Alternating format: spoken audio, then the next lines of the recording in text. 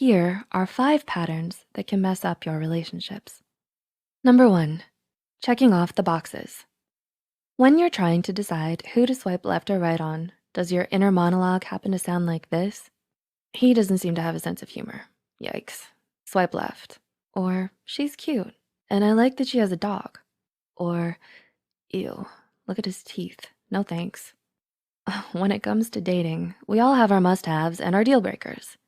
Knowing what you want and having standards is perfectly healthy. You don't wanna get into a toxic relationship or end up with someone who doesn't suit you. What could be wrong with making sure a potential partner checks off all of the boxes? Well, although your must-haves and deal breakers help you figure out where to draw your boundaries and what you need, checking off the boxes can be self-sabotage to a relationship when you get too rigid. When you finally get your dream relationship, what do you think is gonna happen? Are you picturing the bad days as well as the good? Do you see yourself with someone who disagrees with you from time to time? Or do you think couples goals involves being in constant sync with each other? The reality is that a relationship involves 2 separate people, not you and a clone who always does things the way you want them to. Number 2, making it all about you. Think about your past relationships, or maybe the last fight you had in your current relationship. Take a look at the following scenarios and see if you recognize your own behavior in them. Most, if not all, of your time with your partner is spent doing things that you like. You go out of your way to make sure that you are the one who ends every argument.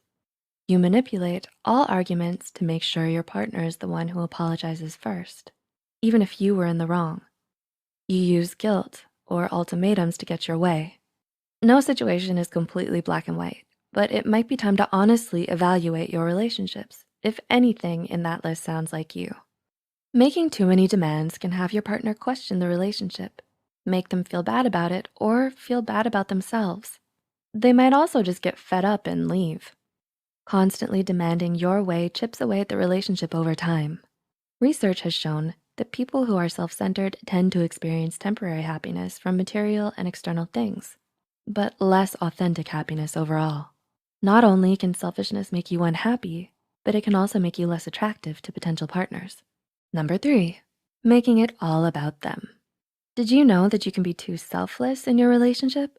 Do you recognize yourself and your behaviors in any of these following scenarios? You have no problem eating cheap ramen meals for 2 months so that you can buy your significant other the game they've been wanting. When they ask what you want, however, you have no idea what to tell them. You happen to apologize for everything that makes your partner unhappy, even if it had nothing to do with you. No matter what they need, you're there for your partner. They need help changing a tire at 3 a.m., you'll be right there. They need someone to listen and hold them close after a rough day, you're instantly there to comfort them.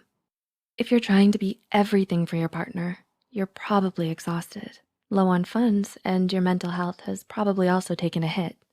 Researchers have found that codependency, or a relationship style that involves completely sacrificing your needs for the happiness of another person, is strongly associated with anxiety and depression. This type of relationship isn't sustainable for you or your overall health. Number 4, allowing your ex to influence you. Let's play a quick word association game. Ready? The word is ex. What was the first word or phrase that came to your mind? Was it gold digger, evil troll, the one that got away, great person, bad timing? Now think of every relationship you've had since that ex. How did your ex shape your future relationships? Did you go out of your way to find someone like them? Or did you do a complete 180 and found someone who's entirely different? Or maybe that ex caused you to avoid relationships altogether for a long time. You might have kept ties to your ex for a variety of reasons. Sometimes you have children together and need to co-parent. Or maybe your ex started out as a coworker or part of a larger friend group. Perhaps the relationship stands out because it was your first relationship or your most toxic relationship. Maybe you feel guilty or have a ton of questions about how it ended. Whatever the case, allowing your ex to rent too much space in your head may be keeping you from finding a healthy, long-term relationship. If you find that you compare everyone you date to your ex, or that you're avoiding making your current relationship exclusive because you're waiting for your ex to call, then those are some signs that you haven't quite moved on. When you're stuck thinking about the past, you're less satisfied with your current relationships and friendships, leading you to put less effort into those relationships. And number 5, overlooking red flags. All relationships involve give and take. Part of the process is understanding when you need to let something go and when you need to stand up for yourself. A red flag is an issue that is too big to make the relationship work. Where do your boundaries lie? Which issues would you excuse? Which issues would force you to show someone the door? Figuring out what is a minor issue and what will not work for you is only half of the battle. You then have to decide what you wanna do with the answers you get. Refusing to look at major lingering issues between you and your partner creates toxicity in the relationship.